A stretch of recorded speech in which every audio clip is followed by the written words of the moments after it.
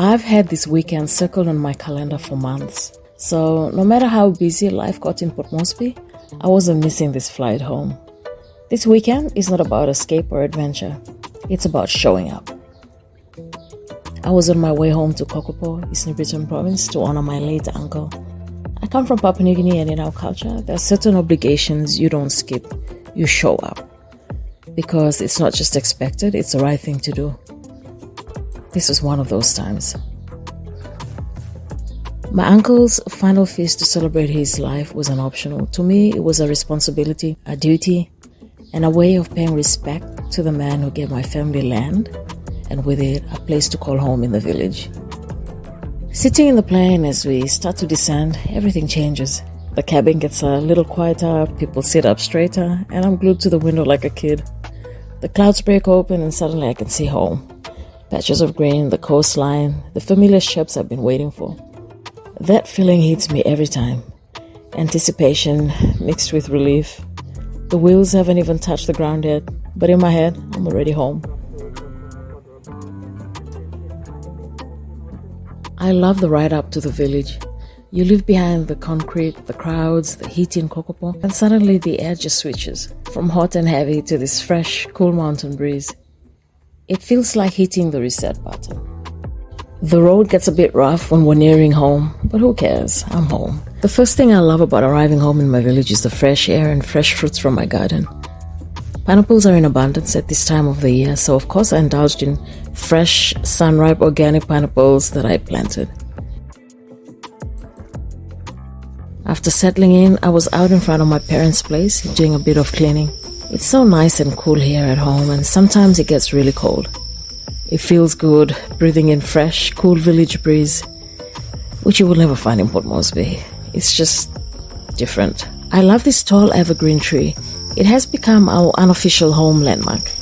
If you know its actual name, please leave in the comments below. I just call it the Christmas tree.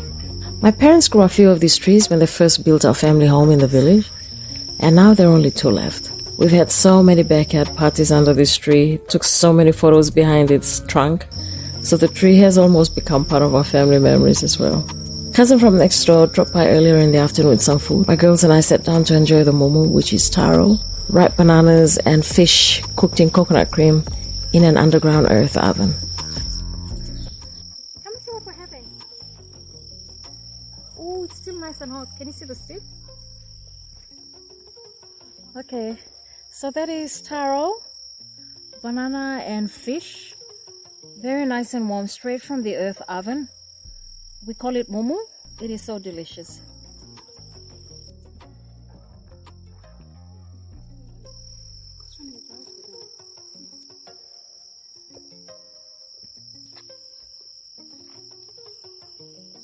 This is so good. The power went out while we were eating. Power outages happen every day in Eastern Britain province, and I'm not going to get into that because it is annoying. We're gonna go into your map. Can't see anything. It's dark. I took a cold shower. I love the fresh cold water in the village, and the girls put the mat on the freshly mowed lawn under the solar powered lights, and we just chilled, told stories, and the girls watched movies on the phones. It was so nice to be back home.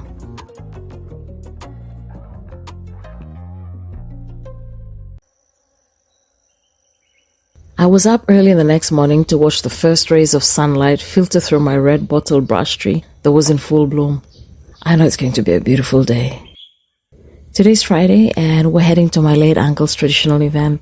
The event called Minamai or Kututabu will be held at his house. I've been eating a lot since I got home yesterday. You can't beat the taste of home-cooked meals, and I missed all my favorite food. So let me explain really quickly. These cultural mass figures are called tubuans. Tubuans make their appearance during ceremonial events like the event today, and in this case, they have also come to pay the last respects to an important member of their clan. They are an important figure among the Tolai people of Eastern Britain province, and they're part of a traditional secret society exclusive to men. This is the moment I came for. To show my last respects, I'm distributing our traditional shell money called tabu from this wheel to the people who have come to honor my late uncle. I'm dressed in black as anyone would when they're mourning someone close who has passed on. The shell money is legal tender, by the way, so it has real value, and we use it to buy food, pay bride price, and for things you'd normally use money for. It was a very hot day today. After the event, we cooled off next to at my aunt's place and watched as people left the event while enjoying a snack of gallop nuts. When we arrived home in the afternoon, all I wanted was to cool off with cold water.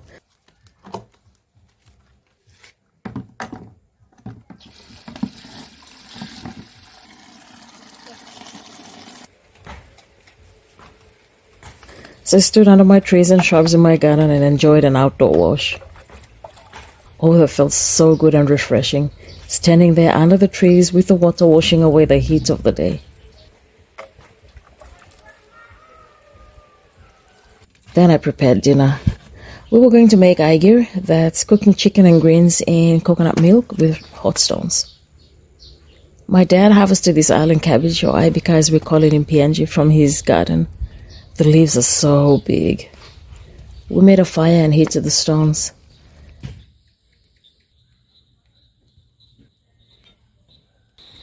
And while the stones were heating up, I harvested cherry tomatoes from the kitchen garden to add to our cooking. That's a neat thing about having backyard gardens or having a kitchen garden. You can harvest any time of the day. When the stones were red hot, we began cooking.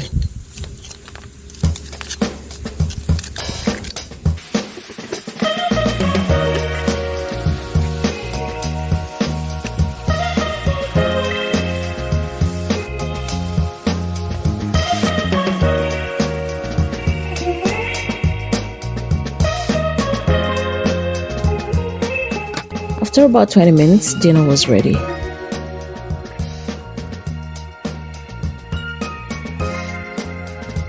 Dinner was lovely under the evening stars.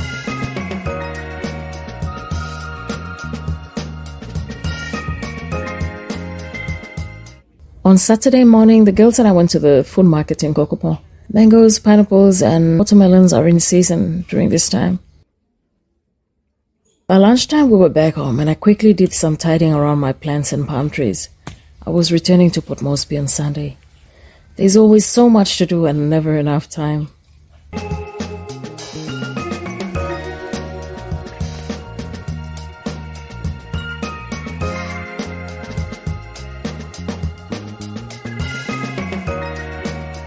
I harvested more pineapples and some red pawpaw.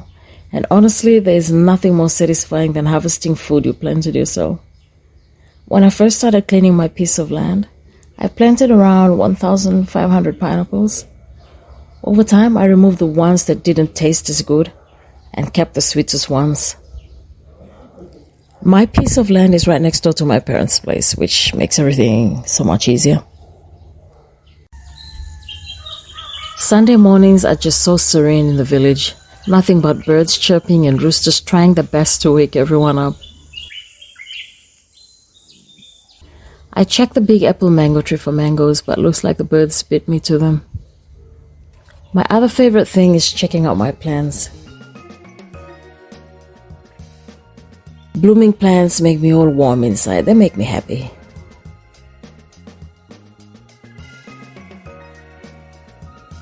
Isn't she beautiful? I planted her 5 years ago, and I was in time to see her in full bloom.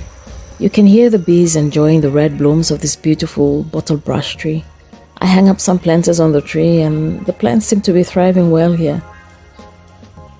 I'm heading back to Port Moresby today, and honestly, I'm dreading it. It's like living behind my favorite cozy corner in my garden, my favorite foods, my plants, my favorite people, and comfort food. I think being away from the village, like now, living in Port Moresby on a short-term contract, makes me appreciate it even more when I come home for the weekend. My heart grows fonder, and I'm reminded of how much I love my simple village life. Coming home always resets me. It reminds me of who I am, where I come from, and what truly matters.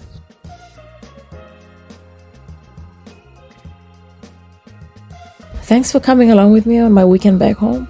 It always fills my heart, and I'm glad I could share it with you.